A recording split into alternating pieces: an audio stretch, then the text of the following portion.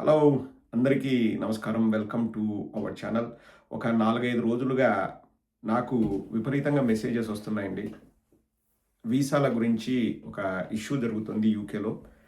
మీరు కూడా మాట్లాడండన్నా, మీరు చెప్పండన్నా అని చెప్పేసి. తప్పకుండా మన పిల్లలకి హెల్ప్ అవుతుందంటే నేను మాట్లాడతాను. కానీ ఒక 2 విషయాలు మనం సబ్జెక్ట్‌లోకి వెళ్ళే ముందు 2 విషయాలండి. ఒకటి, నాకు ఎక్కడ కూడా ఈ ఫీల్డ్‌లో అంటే స్పాన్సర్‌షిప్‌లు వాటిలో నాకు అనుభవం లేదు. నన్ను చాలామంది అంటే మన వైఎస్ఆర్ కాంగ్రెస్ పార్టీ సపోర్టర్స్ గాని, పిల్లలు గాని, "అన్న ఏదైనా ఎవరైనా తెలిసినోళ్ళు ఉంటే చూడండి అన్న, నాకు వర్క్ పర్మిట్ కావాలని" అడిగేవాళ్ళు ఉంటారు. తెలిస్తే మనం సజెస్ట్ చేస్తాము. లేకపోతే నేను వాళ్ళకి ఏం చెప్తానో అదే ఈ వీడియోలో చెప్పబోతున్నాను. ఒకటి, నా కొడుక్కో, నా తమ్ముడికో, నా బంధువుల పిల్లలకో ఏదైతే నేను చెప్తానో అదే చెప్పబోతున్నాను. అండ్ ఇక్కడ ఎవరిని నెగెటివ్ జేయాలి, ఎవరిని విలన్లు జేయాలనే ఉద్దేశ్యం నాకు లేదండి. 3 పాయింట్స్‌లో చెప్పడానికి ట్రై జేస్తాను. ఒకటి, వీసాకు అప్లై చేసే వాళ్ళ పాయింట్ ఆఫ్ వ్యూలో. 2, ఈ సర్టిఫికేట్ ఆఫ్ స్పాన్సర్‌షిప్ ఇచ్చే వాళ్ళ పాయింట్ ఆఫ్ వ్యూలో. 3, మీడియా పాయింట్ ఆఫ్ వ్యూలో. దానికంటే ముందు ఒక చిన్న ఇన్సిడెంట్ అండి. అంటే అది నాకు అంతగా అది మంచిగా అనిపించదు. ఆ ఇన్సిడెంట్ చెప్పి స్టార్ట్ జేస్తాను. ఇప్పుడు ఎక్కడైనా ఒక సీఎం గారు పర్యటనకు వెళ్తా ఉంటే, చంద్రబాబు గారు గానీ, జగన్మోహన్ రెడ్డి గారు గానీ, వెళ్తున్నప్పుడు కొంతమంది అక్కడ నిల్చొనుంటారు. వెళ్ళేటప్పుడు వాళ్ళు ఏదోటి చేతిలో ఒక డాక్యుమెంటో ఏదోటి పట్టుకొని, వాళ్ళు సీఎం గారికి కనపడేలాగా వాళ్ళు ఊపితే కొన్నిసార్లు ఏం జేస్తారంటే, సీఎం గారు ఆపి ఆ వినతి పత్రం తీసుకొని వారికి న్యాయం చేయమని చెప్తారు. అది బేసిక్‌గా అంటే పర్సనల్‌గా నాకసలు నచ్చదండి. అంటే సీఎం గారికి మనము చూపిస్తే తప్ప ఒక సామాన్యుడికి న్యాయం జరగదా అనేది నాకనిపిస్తుంది. ఇప్పుడు వాళ్ళు అక్కడి దాకా వెళ్ళగలిగారు. సీఎంని వారు చూడగలిగారు. వాళ్ళ అదృష్టం బాగుండి సీఎం కాన్వాయ్ ఆపి మరి వాళ్ళ వినతి పత్రం తీసుకున్నారు. వాళ్ళకేదైనా న్యాయం చేస్తే దాన్ని కూడా మనం ఎలా ప్రొజెక్ట్ చేస్తామంటే సీఎం గారు చూడండి దాతృత్వం చూపించారు. వాళ్ళు ఆపారు. సీఎం గొప్పవాళ్ళు అని చెప్తారు. ఎవరైనా గానిలెండి. కానీ ఆ వ్యక్తి అక్కడి దాకా ఎందుకు రావాల్సొచ్చింది? వ్యవస్థలు పకడ్బందీగా ఉంటే అక్కడి దాకా వెళ్ళాల్సిన అవసరం లేదు. అక్కడి దాకా వెళ్ళిన వాడికి న్యాయం జరుగుతుంది. వెళ్ళని వాడి పరిస్థితి ఏంటి? ఇంకోటి గూడా ఏంటంటే అండి, అక్కడి దాకా వెళ్ళడానికి కూడా ఎవడో ఒకడు నేను సహాయం జేస్తాను. నాకు కొంచెం నువ్వివ్వు అంటాడు. సో, వాళ్ళు గతిలేని పరిస్థితిలో, సరే అబ్బా! నువ్వు అక్కడి దాకా తీసుకెళ్తావు గదా! నీకు నేను డబ్బులిస్తాను. నువ్వు అక్కడి దాకా తీసుకెళ్ళు అంటారు. ఇలా యూజ్ చేసుకునే వాళ్ళు గూడా ఉంటారు. సో, ఇందులో ఎవరిది తప్పు? సమస్య ఉన్నవాడిది తప్ప, సమస్య ఉన్నవాడికి నేను సహాయం జేస్తాను.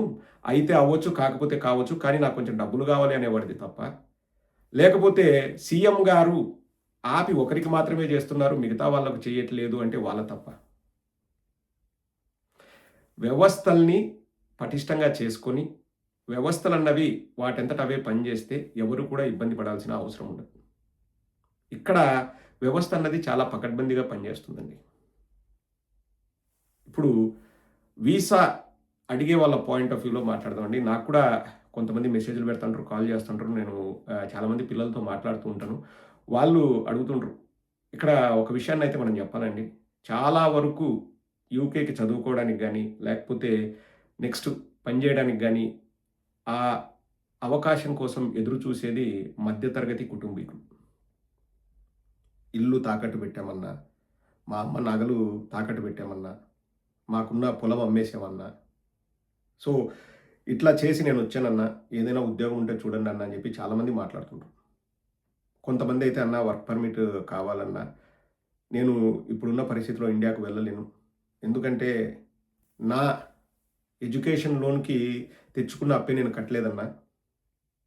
ఆ అప్పు తీర్చడానికైనా నేను ఇక్కడుండి వర్క్ పర్మిట్ తీసుకొని వర్క్ చేయాలన్నా, నా సిట్యుయేషన్ చాలా ఇబ్బందికరంగా ఉందని చాలామంది నాకు గూడా కాల్ చేస్తుండ్రు. ఇది జరుగుతూనే ఉంటదండి.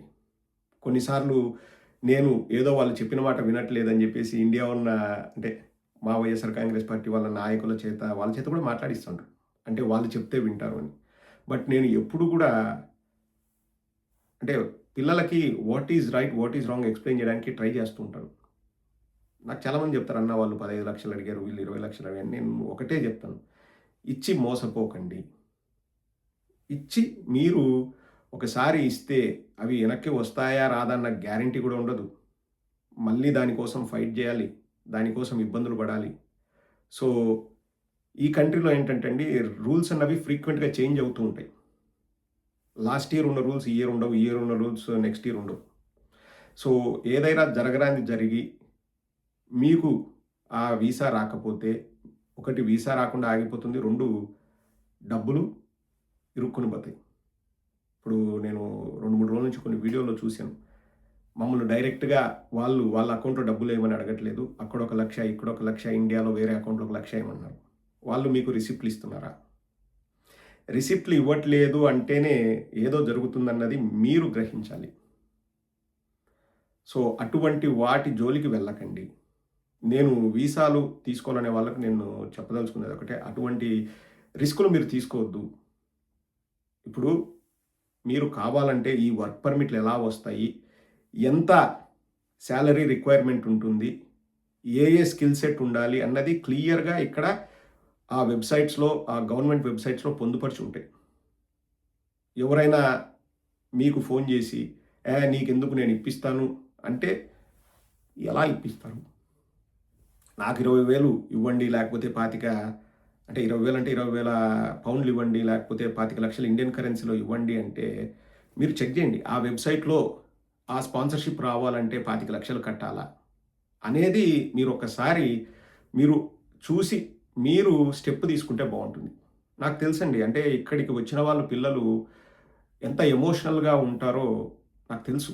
అంటే ఏంటి ఫైనాన్షియల్ స్ట్రగుల్స్ ఉంటాయి. ఇంట్లో ఏదో చెప్పి వస్తారు. లేదు నేను ప్రయోజకుడినవుతాను. నేను డబ్బులు పంపిస్తాను. మన కష్టాలు తీరుతాయి. మన అప్పులు తీరుతాయని ఎమోషనల్‌గా చెప్పి వస్తారు. వాళ్ళకు అది జరగకపోతే వాళ్ళు అప్‌సెట్ అవుతారు. లేదు హుక్ ఆర్ క్రూక్ నేను ఏదో ఒకటి చేయాలంటే అటువంటి వాళ్ళ ఎమోషన్స్‌ని క్యాష్ చేసుకునే వాళ్ళు ఉంటారు. ఎక్కడైనా ఉంటారు ప్రపంచంలో. సో, నేను వీసా కోసం లేతే వర్క్ పర్మిట్ కోసం అప్లై చేసే వాళ్ళకి చెప్పేదేంటంటే, మీరు క్లియర్‌గా వాళ్ళతో మాట్లాడేటప్పుడు మీకు స్పాన్సర్‌షిప్ ఎలా ఇస్తున్నారు? మీకు ఆ స్పాన్సర్‌షిప్ ఎక్కడి నుంచొచ్చింది? ఎందుకంటే ఆ స్పాన్సర్‌షిప్ డీటెయిల్స్ అన్నీ గూడా వెబ్‌సైట్‌లలో అక్కడ ఇక్కడ పొందుపరిచి ఉంటాయి. అండ్ ఏ కంపెనీ వాళ్ళు ఈ స్పాన్సర్‌షిప్ ఇస్తున్నారు? ఏ స్కిల్ సెట్ వాళ్ళకి అవసరము? ఇవన్నీ కూడా మీరు తెలుసుకోండి. తెలుసుకున్న తర్వాత మీరు నమ్మితే అప్లై చేయండి. అండ్ ఇక్కడ ఇంకోటి కూడా క్లియర్‌గా చెప్పేదేంటంటే వాళ్ళు 20,00,000 అడిగారా? 25,00,000 అడిగారా? 30,00,000 అడిగారా? అన్నది 1-to-1 జరిగే ఒప్పందం. దానికి గవర్నమెంట్ గాని, లేకపోతే ఇంకొకరు గాని బాధ్యత వహించరిక్కడ. ఎందుకంటే నువ్వు అతనితో మాట్లాడుకుంటున్నావు. నీకు వర్క్ పర్మిట్ రావాలంటే ఇంత డబ్బులు అతను అడుగుతున్నాడు. అది ఎక్కడ గవర్నమెంట్ వెబ్‌సైట్‌లో అవును 20,000 పౌండ్లు మీరు ఆ కంపెనీకి కట్టండి అని ఎక్కడ గవర్నమెంట్ వెబ్‌సైట్‌లో ఉండదు. ఏ ప్రాతిపదికన మీరు వాళ్ళకిస్తున్నారు? ఇది కూడా ఆలోచించండి. ఆలోచించి నిర్ణయం తీసుకోండి. మీరు ఏదైనా స్టెప్ తీసుకునేటప్పుడు 10 మందిని అడిగి తెలుసుకొని అండ్ మరీ ముఖ్యంగా ఐటీ సెక్టర్‌లో ఉంటే ఐటీలో చాలామంది పనిచేస్తుంటారు. వాళ్ళందరి హెల్ప్ తీసుకొని మీరు అది కరెక్టా? కాదా? ఆలోచించి మీరు నిర్ణయం తీసుకోండి. ఎందుకంటే ఒకసారి డబ్బులు పోతే మీ డబ్బులకు ఆశపడే వాళ్ళు ఎవరైనా మోసం చేయాలనుకుంటే మీ దగ్గర ఆ మాటలు చెప్తారు. ఒకసారి వాళ్ళకి డబ్బులొచ్చిందంటే వాళ్ళు మీకు వెనక్కివ్వరు. దాని తర్వాత మళ్ళా కేసులు ఇవన్నీ గొడవ పడాలి. నా ఇంట్లో పిల్లలకైతే నేను ఒకటే చెప్తాను. ఇప్పుడు నీకు ఆ స్కిల్ సెట్ లేదు. లేదు నీకు ఆ రిక్వైర్మెంట్‌కి కావాల్సిన ఆ ఏజ్ గాని, లేకపోతే ఆ ఎక్స్‌పీరియన్స్ గాని లేదు. Wait for it. అండ్ ఇక్కడ వర్క్ పర్మిట్ రాకపోతే that's not the end of the world. మీరు వెళ్ళి మీరు ఇండియాలో గూడా జాబ్ చేసుకోవచ్చు. చేసుకొని మీరు మళ్ళీ ట్రై చేయడానికి ఆ అవకాశాన్ని మీరు మెరుగుపరుచుకోండి గానీ, ఎవరైనా ఇట్లా నీకెందుకు నేను చూసుకుంటాను, నేను ఇస్తాను అంటే వాళ్ళ మాటలు నమ్మొద్దు. ఒకవేళ మీరు నమ్మాలనుకున్నా అది మీ ఓన్ రిస్క్. ఆచితూచి వ్యవహరించండి. ఇక రెండవ అంశం వీసాలు ఇచ్చేవాళ్ళు. ఇక్కడ నేను ఎవరిని కూడా ఇండివిడ్యువల్‌గా నేను బ్లేమ్ చేయడానికి ఈ వీడియో చేయట్లేదండి. అండ్ ఆల్సో నా వరకు నేనండి తెలుగుదేశమా, వైఎస్ఆర్ కాంగ్రెస్ పార్టీయా, జనసేన అట్లా ఏ రోజు కూడా ఆలోచించను.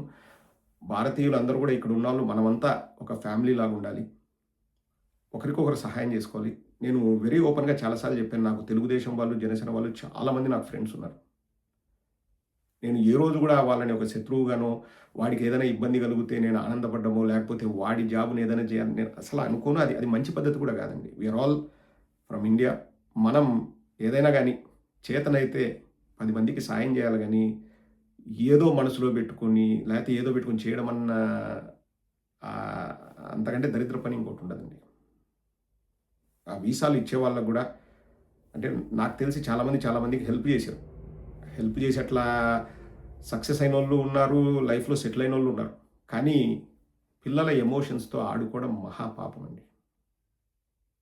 ఎవరు తప్పు చేశారా, ఒప్పు చేశారా నేను మాట్లాడను. ఎందుకంటే ఒకరేమో వాళ్ళు తప్పు చేశారంటున్నారు. ఒకరు ఒప్పు చేశారంటున్నారు. ఒక టీవీ యూట్యూబ్ ఛానెల్ ఉన్న వాళ్ళు, వాళ్ళు చేశారన్నదే ఇప్పుడు ఇది టాపిక్ అంతా.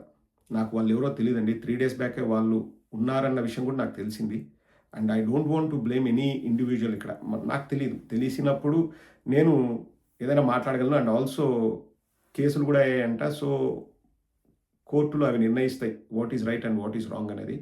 కానీ పాపం ఇబ్బందులు పడుతూ, కష్టపడి, ఆస్తులమ్మి, నగలు తాకట్టు పెట్టి, నేనేదైనా జీవితంలో సెటిల్ గావాలనుకోని, అన్ని ఇబ్బందులు పడి వచ్చిన వాళ్ళ దగ్గర డబ్బులు తీసుకోవడం మాత్రం అది ఇంక మహాపాపం అండి. వాళ్ళు మంచి ఉద్దేశ్యంతోనే తీసుకొనుండొచ్చు. అంటే ఇది నిజంగానే హెల్ప్ చేద్దామని. ఒక్కొక్కసారి రూల్స్ కూడా చేంజ్ అవుతా ఉండొచ్చు. ఒక్కొక్కసారి స్పాన్సర్‌షిప్‌లు క్యాన్సెల్ కావచ్చు. ఒక్కోసారి ఈ ఏదైనా జరగొచ్చు. But the best way to do that is ఒక గుడ్ కమ్యూనికేషన్. వాళ్ళతో కమ్యూనికేట్ అయ్యి, ఒకవేళ వాళ్ళ డబ్బులు తీసుకున్న తర్వాత మనం అనుకున్నది జరగకపోతే వాళ్ళ డబ్బులైనా వాళ్ళకి వెనక్కివ్వాలి. సో, ఆ కైండ్ ఆఫ్ కమ్యూనికేషన్ ఉంటే ఏ ప్రాబ్లమ్ రాదు. ఇంకా ఎందుకు ఏం జరిగిందన్నది ఐ డోంట్ నో అండి. లైక్ ఈ వర్క్ పర్మిట్లు ఎట్లా ఇస్తారు? దాంట్లో ఎంత డబ్బులు తీసుకుంటారు? ఎందుకు తీసుకుంటారు అనేది కూడా నాకు తెలీదు. బట్ అందరూ మన పిల్లలే. అది మైండ్‌లో పెట్టుకొని నేను డబ్బులు సంపాదించుకుంటే చాలు అనే ఇది లేకుండా యెస్, అక్కడ సక్సెస్ అయ్యి వర్క్ పర్మిట్ వచ్చి వాడికి మంచి ఉద్యోగం వస్తే నువ్వు కన్సల్టెన్సీగా నువ్వేదైనా తీసుకోవాల్సిన కమిషన్ నువ్వు తీసుకున్నా అందులో ఫైన్. Win win situation. అది ఇంకా వాళ్ళ మధ్యలో ఎటువంటి అగ్రీమెంట్ ఉందన్నది మనం చెప్పడం కష్టం. కానీ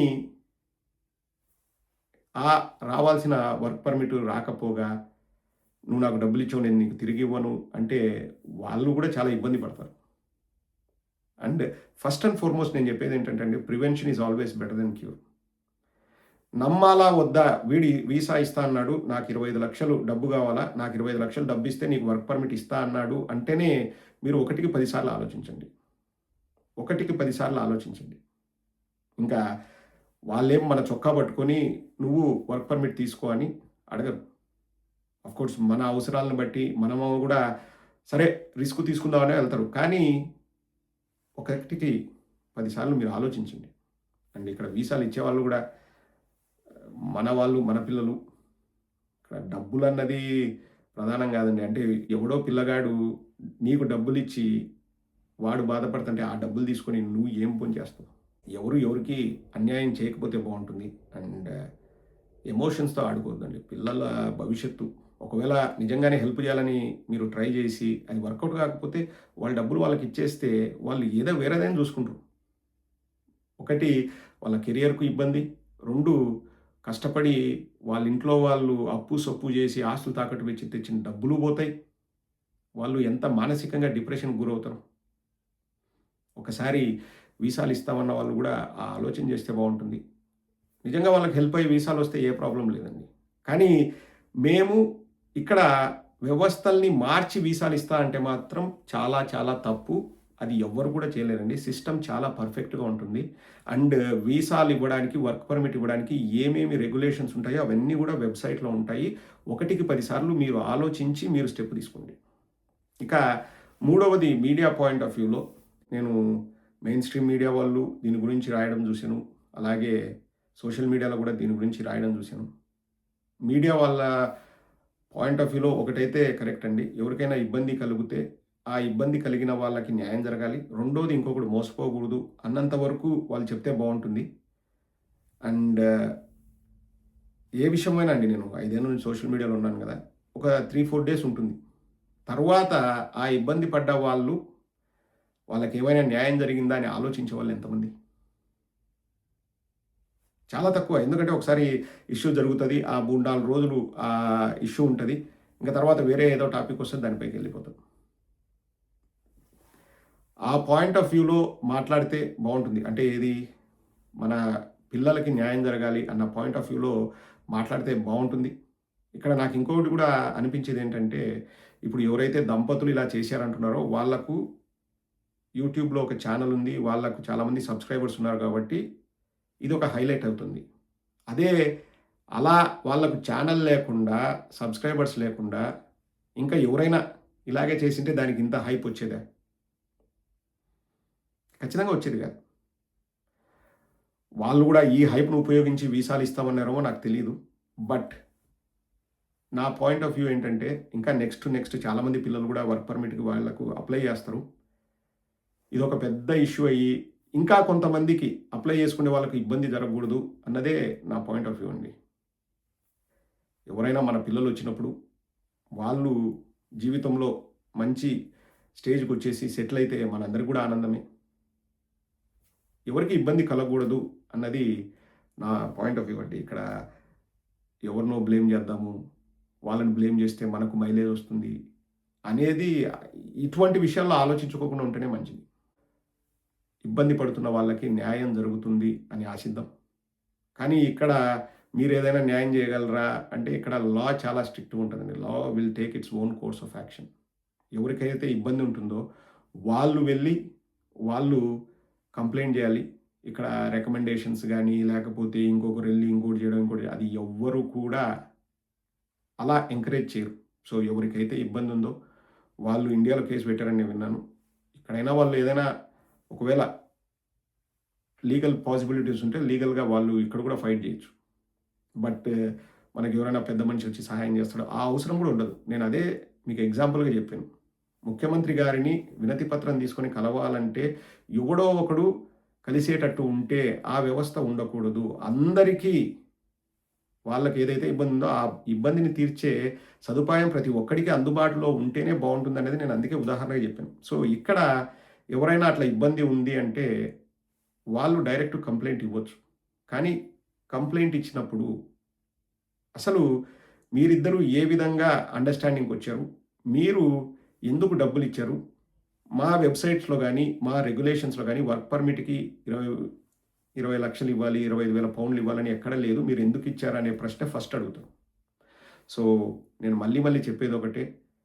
మీరు ఏదైనా గాని, ఎవరైనా గాని మీకు వర్క్ పర్మిట్ ఇస్తా అన్నప్పుడు ఒకటికి 10 సార్లు ఆలోచించండి. ఆలోచించి నిర్ణయం తీసుకోండి. అండ్ ఆల్సో డబ్బులు ఎవరికీ ఊరికే రావు. మీ డబ్బు ఎవరికైనా ఇచ్చేటప్పుడు మీ జాగ్రత్త మీరు వహించండి. మీరు ఇబ్బంది పడకూడదన్నదే నా ఉద్దేశ్యం. హోప్ పేరెంట్స్‌కి, పిల్లలకి అర్థమైందే అనుకున్నాను. Just be careful. ఎవరిని నమ్మకండి.